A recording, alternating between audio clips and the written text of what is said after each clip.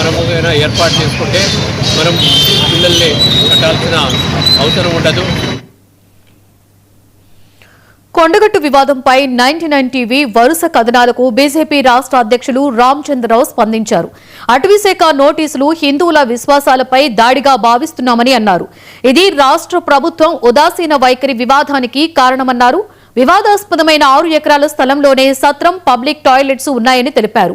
రాష్ట్ర ప్రభుత్వం జోక్యం చేసుకుని వివాదానికి శాశ్వత పరిష్కారం చూపాలని డిమాండ్ చేశారు. అయితే కొండగట్టు ఆలయంలో భూముల వివాదం, షోకాజ్ నోటీస్ అంశాలపై 99 టీవీ ప్రత్యేకమైన ఫోకస్ ను పెట్టింది. కార్యకర్తల బలం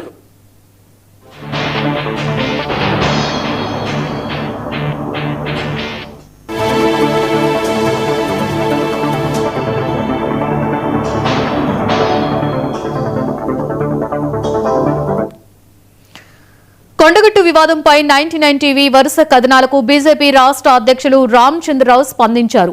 అటవీశాఖ నోటీసులు హిందువుల విశ్వాసాలపై దాడిగా భావిస్తున్నామని అన్నారు. ఇది రాష్ట్ర ప్రభుత్వం ఉదాసీన వైఖరి వివాదానికి కారణమన్నారు. వివాదాస్పదమైన 6 ఎకరాల స్థలంలోనే సత్రం, పబ్లిక్ టాయిలెట్స్ ఉన్నాయని తెలిపారు. రాష్ట్ర ప్రభుత్వం జోక్యం చేసుకుని వివాదానికి శాశ్వత పరిష్కారం చూపాలని డిమాండ్ చేశారు. అయితే కొండగట్టు ఆలయంలో భూముల వివాదం, షోకాజ్ నోటీస్ అంశాలపై 99 టీవీ స్పెషల్ ఫోకస్ పెట్టింది.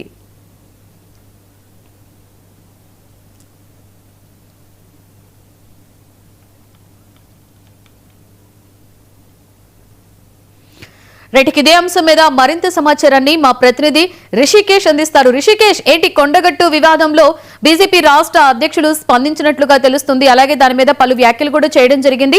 ఓవరాల్ డీటెయిల్స్ ఏంటి రిషికేష్? మొత్తంగా కొండగట్టు ఆలయానికి సంబంధించినటువంటి భూముల వివాదం, అటవీ శాఖకు ఎండోమెంట్ కు మధ్య జరుగుతున్న 6 ఎకరాల స్థలానికి సంబంధించిన వివాదం రాష్ట్ర వ్యాప్త సంచలనంగా మారింది. 99 టీవీ షోకాజ్ నోటీసులకు సంబంధించి ఒక ప్రత్యేక కథనాన్ని ప్రసారం చేసింది. దీనికి బీజేపీ రాష్ట్ర శాఖ స్పందించింది.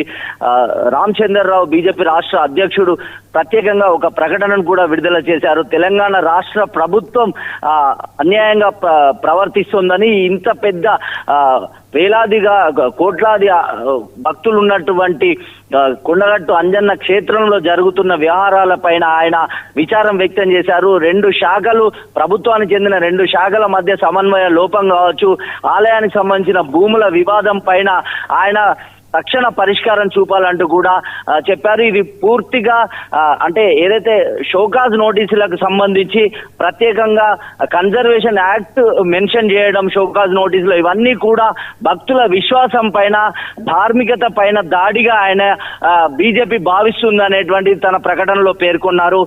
అదేవిధంగా అంటే పెద్ద ఎత్తున కోట్లాదిగా ఉన్నటువంటి పేదల భక్తులే ఎక్కువగా ఈ క్షేత్రానికి వస్తుంటారు.